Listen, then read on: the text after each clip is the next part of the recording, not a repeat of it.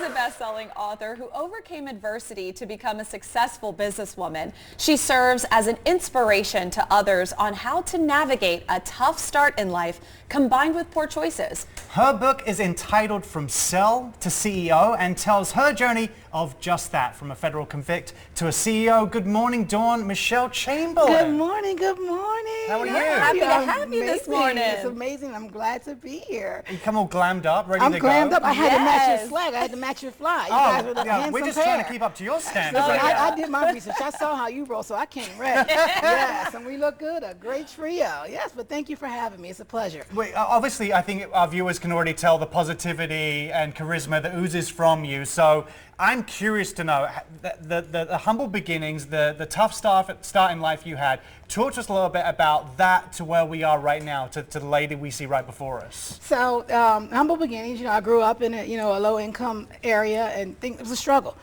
So through that, I found entrepreneurship. I opened up a tax business, and I did it for about 20 years. But in that, I started making some poor decisions, some unethical decisions and practices that took place in my business, and I had to answer for that. Basically, the feds came and got me. They came and picked me up, and I had to go and sit in federal custody for 2 years, 2 months, 2 weeks, and 2 days. And that actually was the best thing that happened to me. It was a turning point in my life that brought me here today. Well, let's talk about that. What sort of that catalyst, that shift. Everybody sort of has these experiences sometimes where they're on maybe a different path, and then they have to switch gears and get into the right path. So talk to us about what that shift and that catalyst was for you. The shift was being in that cell. And you think of a cell initially as 4 walls of an institution. But once I got there, I realized the cell was the 4 walls of my mind, the confinement in my mind, the bondage from the trauma that I have experienced that I hadn't processed through.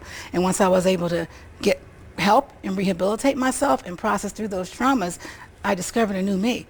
I also had to take self-accountability for the things that I had done and make a conscious decision for change. And that's what I did, and that's how it went. I think some people. I thought you were going to shake, but I'll take that. Yes. Yes. I think some people would take that experience inwardly and spiral and could go a completely different direction. So what was it for you that made you want to reach for more and then become, the successful entrepreneurial person, business consultant that you are now? I didn't want to go backwards. I really felt stupid, to be honest. You're sitting there, having so much success, having the things that I dreamed of, and then having lost it all. And then knowing how many people I hurt, it didn't feel good. It wasn't a good feeling. I wanted to be a better person. I wanted to leave a legacy, and I wanted to serve in the right way. And I wanted to give back. So that made me decide to come out kicking and screaming, help other people, and guide them in the right direction, and tell my story. Tell my story.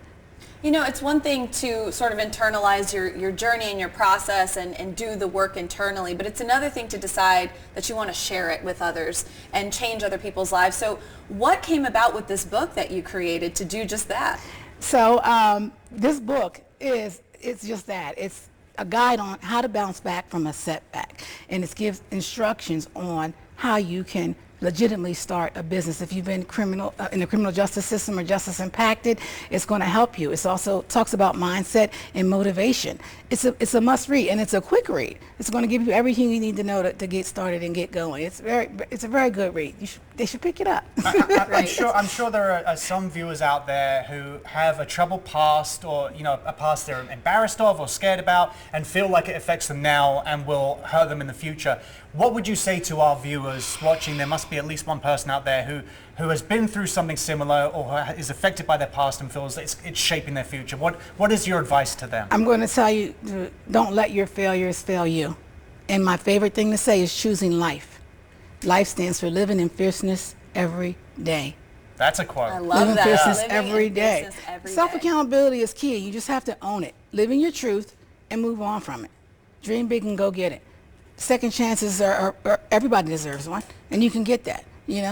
Go for it. You're living proof. Living proof. And I think that's powerful. Like Elliot said, a lot of people can think that, how do I come back? How do I bounce back? And I think that you're not only a living testimony of that, but you're providing resources within your book as well. Absolutely. It's all about the mindset. It's all about the mindset. You have to manifest it, believe in yourself, and like I said, own your truth. Chin up.